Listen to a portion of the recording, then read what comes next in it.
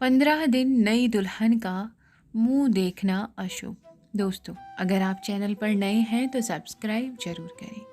सुहागरात के पहले मेरे माँ बाप ने मुझसे कहा कि हमारे परिवार में शादी के बाद 15 दिनों तक पति अपनी पत्नी का मुंह नहीं देखता है। ये अशुभ माना जाता है। मैं कमरे में टाइट काला कपड़ा बांध कर जाता था। 15 दिन बाद जैसे ही मैंने अपनी पत्नी का मुंह देखा, मुझे यकीन नहीं हुआ कि वो इतना बड़ा झूठ बोल सकते हैं। मेरा नाम अशोक है। मैं एक मिडिल क्लास फैमिली से हूँ। मैंने मेरे घर वालों को कहा था कि जब तक मैं अच्छी नौकरी नहीं करता, शादी नहीं करूँगा। मैं बैंक के लिए तैयारी कर रहा था, जिसमें काफ़ी समय लग गया। इस कारण मेरी उम्र 32 साल की हो गई, लेकिन मेरी नौकरी अच्छी लग गई थी। अब मेरे घर वालों ने मेरी शादी की चिंता सताने लगी थी।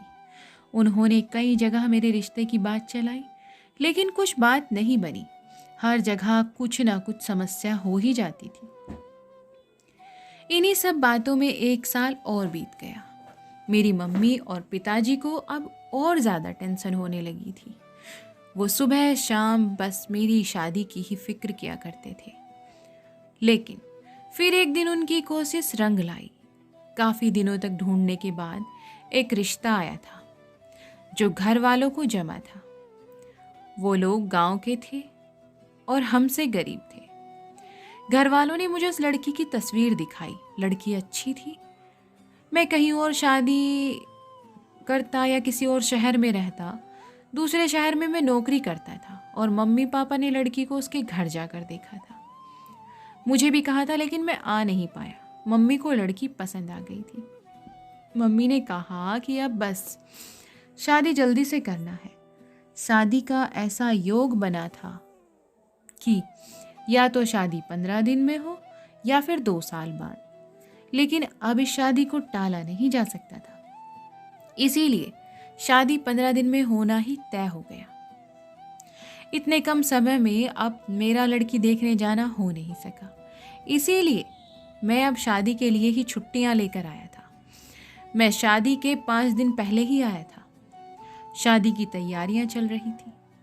बहुत जल्दी में सब तैयारियां पूरी करनी पड़ी और फिर शादी का समय भी आ गया। शादी करने वाले दिन हम सब लोग बारात लेकर लड़की वालों के यहाँ पहुंच गए। वहां सबके चेहरे देखकर मुझे कुछ अजीब सा लग रहा था। मुझे एक छोटे से कमरे में ठहराया गया। मैंने पापा से पूछा, पापा यहाँ सब ठीक है ना? पापा ने बोला, सब ठीक है। शादी गांव की थी। फेरों के समय भी लड़की ने अपना मुंह घूंघट से ढका हुआ था।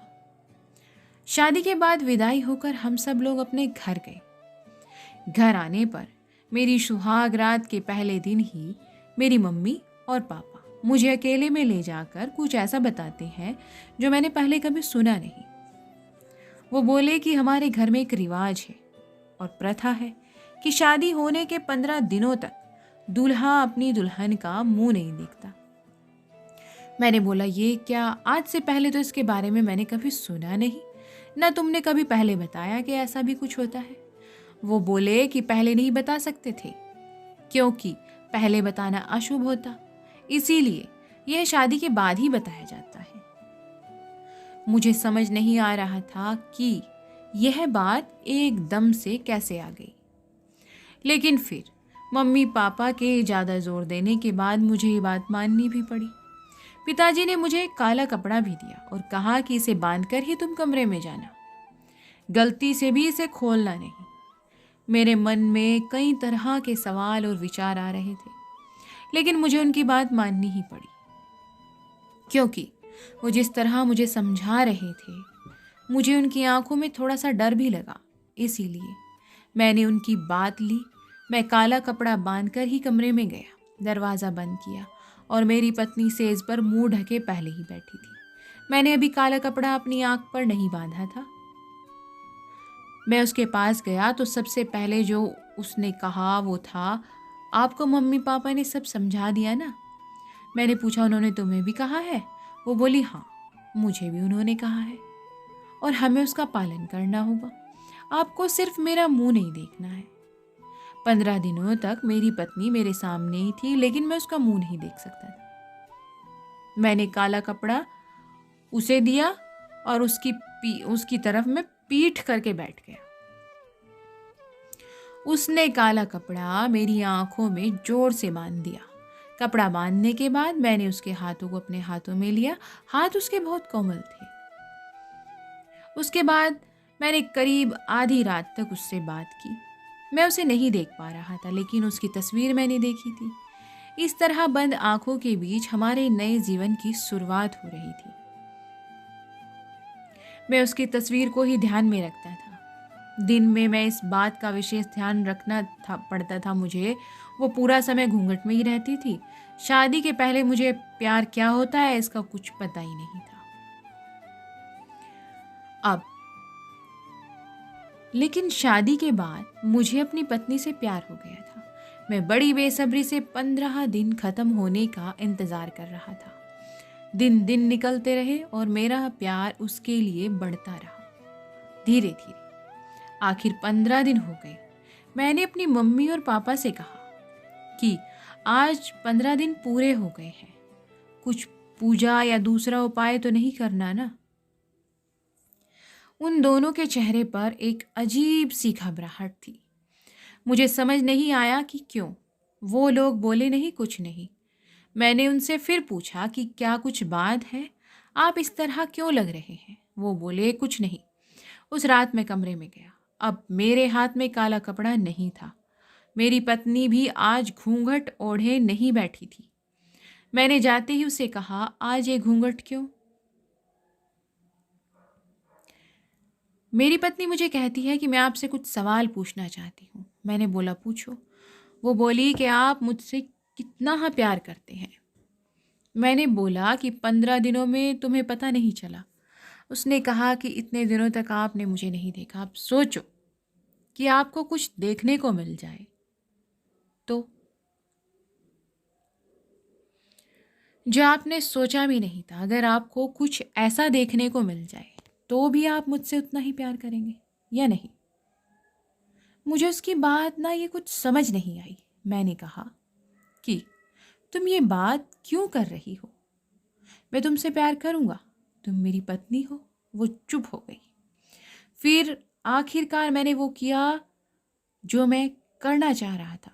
मैंने उसका घूंघट उठाया और घूंघट उठाते ही जब मैंने उसकी शक्ल देखी तो मुझे यकीन नहीं हुआ।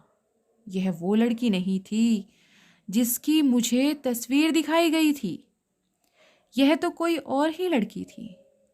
मैंने उससे पूछा, कौन हो तुम? वो बोली, मेरी आवाज़ तो आप जानते हैं, मैं वही हूँ, आपकी पत्नी। मैंने आवाज़ लगाकर अपने मम्मी पापा को बुलाया। मेरी आवाज़ सुनकर वो कमरे में आए। मैंने बोला, अच्छा, तो ये सब नाटक आपने इसलिए किया?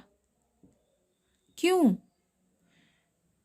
ये बात सुनकर वो भी थोड़े डरे से थे। ये लड़की कौन है? आपने मुझे तस्वीर तो किसी और की दिखाई थी। उसके चेहरे पर घबराहट थी। मेरी माँ बोली, बेटा, हम इसी बात के डर से बड़ी मुश्किलों से हमने तेरे लिए ये रिश्ता ढूंढा था। वो लड़की इसकी बड़ी बहन थी।